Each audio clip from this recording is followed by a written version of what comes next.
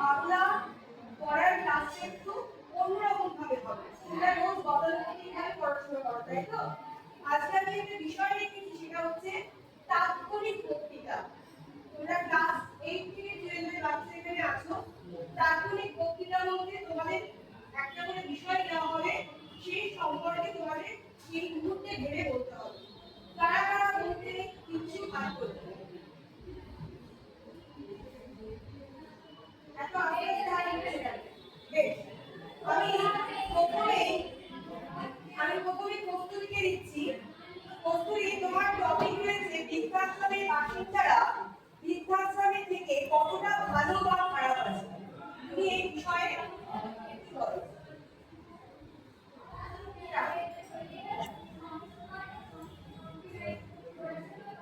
এখনকার দিনে অনেক মা বাবারা নিজের স্বইচ্ছায় বৃদ্ধাশ্রমে আসে না। তাদের ছেলেমেয়েরা বাইরে চাকরি করায় তারা ঘরে একা থাকতে পারে না। দোকান বাজার কাজ করা এবং রাত বেরাতে যদি ডাক্তারের কোনো প্রয়োজন হয়, তখন যারা একা থাকতে পারে না, তখন তারা বৃদ্ধাশ্রমের আশ্রয় নেয়।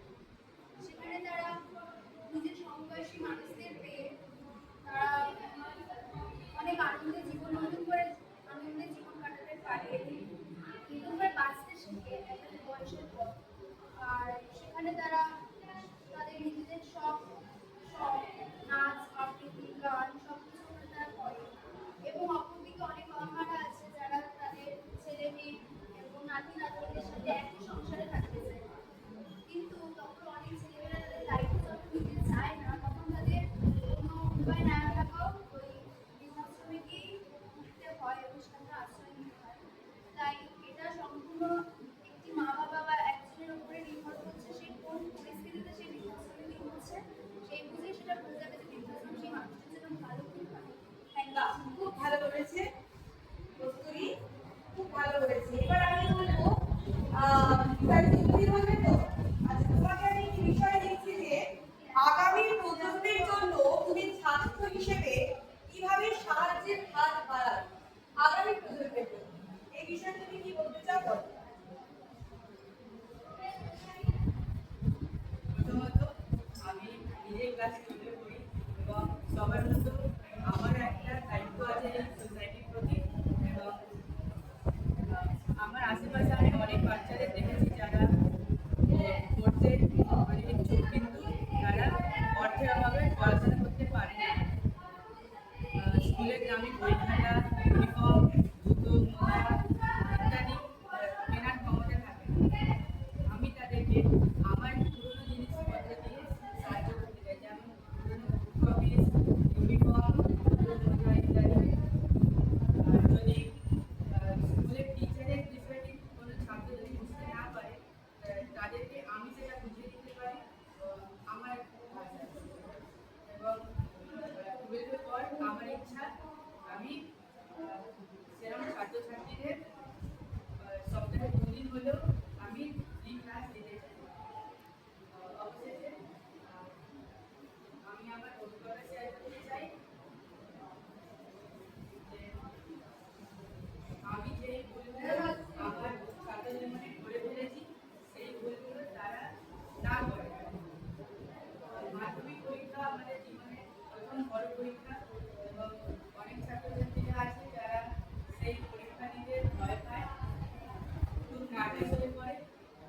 আর তাদেরকে আমি এটুকু বলে দিই যে সেটা বড় পরীক্ষা হলেও তাদের ভয়ের কিছু নেই, শুধু পড়াশোনা মন দিয়ে করো এবং ঠান্ডা মাথায় পরীক্ষা দিও।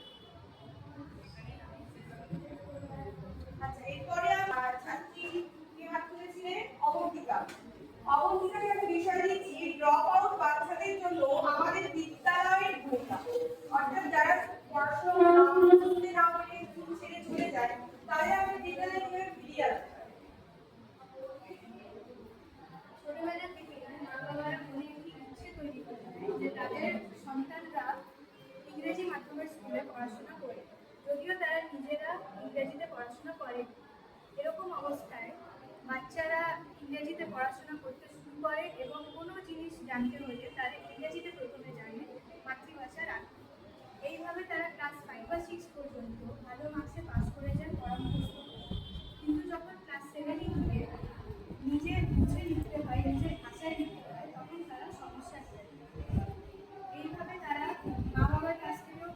সাহায্য পায় না, যেহেতু তারাও ইংরেজি জানে না এবং স্কুল আর টিউশনের পড়াশোনায় তারা পিছিয়ে থাকে।